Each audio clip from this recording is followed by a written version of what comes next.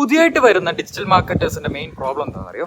അവർ ചാടി കയറി Facebook and Instagram ads ചെയ്യും. ഗൂഗിൾ ആഡ്സ് അവർ മൈൻഡ് ചെയ്യത്തില്ല. കാരണം എന്താ, നിങ്ങൾ എപ്പോഴും ആലോചിച്ചിട്ടുണ്ടോ? നിങ്ങൾ അങ്ങനത്തെ ഒരാളല്ലേ അല്ലേ?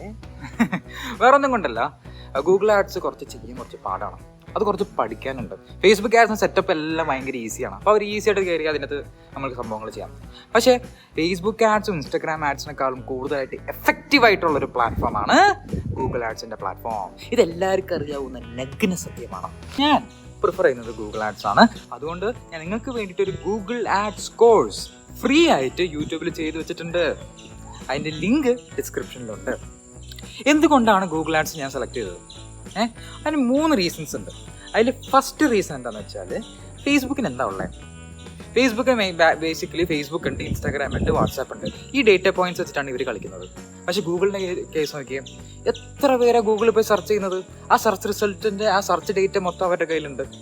ലോകമെമ്പാടുള്ള വെബ്സൈറ്റുകൾ ഗൂഗിൾ ക്രോമിലാണ് അവർ പോസ്റ്റ് ചെയ്തിരിക്കുന്നത്, അതുകൊണ്ട് അവരുടെ കയ്യിൽ. പിന്നെ ലോകം കാണുന്ന വീഡിയോസ്, യൂട്യൂബ് അവരുടെ കയ്യിലാണ്. ജിമെയിൽ, ലോകം അയക്കുന്ന ഈ മെയിൽസ് മൊത്തം അവരുടെ കയ്യിലായിരിക്കുന്നത്. അപ്പോൾ എത്രയോ ഡേറ്റയാണ് അവരുടെ കയ്യിലുള്ളത്. തീർച്ചയായിട്ടും നമ്മൾക്ക് വേണ്ട ആൾക്കാരെ കൃത്യമായിട്ട് ടാർഗറ്റ് ചെയ്യാൻ പറ്റുന്ന ഏറ്റവും നല്ല പ്ലാറ്റ്ഫോം ഗൂഗിൾ അല്ലേ? സെക്കൻഡ് റീസൺ എന്താണെന്നറിയോ? ഫേസ്ബുക്കിൽ പരസ്യം ചെയ്താൽ ഫേസ്ബുക്കിൽ പരസ്യം ചെയ്യാം, ഇൻസ്റ്റാഗ്രാമിൽ പരസ്യം ചെയ്യാം. പക്ഷേ ഗൂഗിൾ ആഡ്സിൻ്റെ കേസാണെങ്കിൽ എവിടെയൊക്കെ പരസ്യം ചെയ്യാമെന്നറിയോ? സെർച്ച് ചെയ്യുമ്പോൾ അവരുടെ സെർച്ച് റിസൾട്ടിൽ നമുക്ക് പൊങ്ങി കയറി വരാം.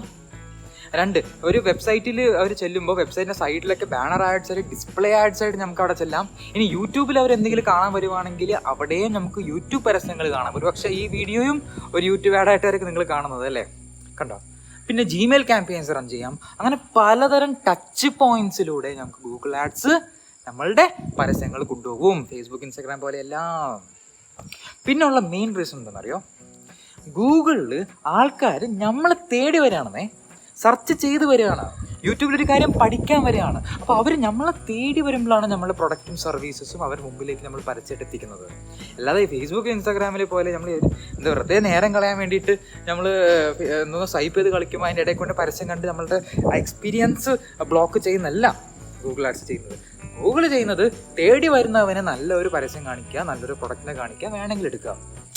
അതാണ് ആ മൈൻഡ് സെറ്റ് ഷിഫ്റ്റാണ്. മനസ്സിലായി? ആ പെർസ്പെക്റ്റീവിൻ്റെ ഷിഫ്റ്റാണ് എനിക്ക് ഗൂഗിൾ ആഡ്സിനോടുള്ള ഒരു പ്രത്യേകതരം ഇഷ്ടത്തിൻ്റെ ഒരു കാരണം. അതുകൊണ്ട് നമ്മളെല്ലാവരും, എസ്പെഷ്യലി ന്യൂ ഡിജിറ്റൽ മാർക്കറ്റേഴ്സ്, ചെയ്യേണ്ടതെന്ന് വെച്ചാൽ ഗൂഗിൾ ആഡ്സ് ചെയ്താണ് ആദ്യം പഠിക്കേണ്ടത്. ഫേസ്ബുക്ക് ആഡ്സ്, ഇൻസ്റ്റാഗ്രാം ചെയ്യേണ്ടത് ഞാൻ പറയുന്നില്ല, അത് നമുക്ക് അവിടെ നിൽക്കട്ടെ. ഗൂഗിൾ മനസ്സിലാക്കുക, ഗൂഗിൾ ഭയങ്കര എഫക്റ്റീവാണ്. ക്ലയൻസിന് ഏറ്റവും നല്ല റിസൾട്ട് തരാൻ പറ്റുന്ന പ്ലാറ്റ്ഫോം ഗൂഗിൾ ആഡ്സ് ആണ്.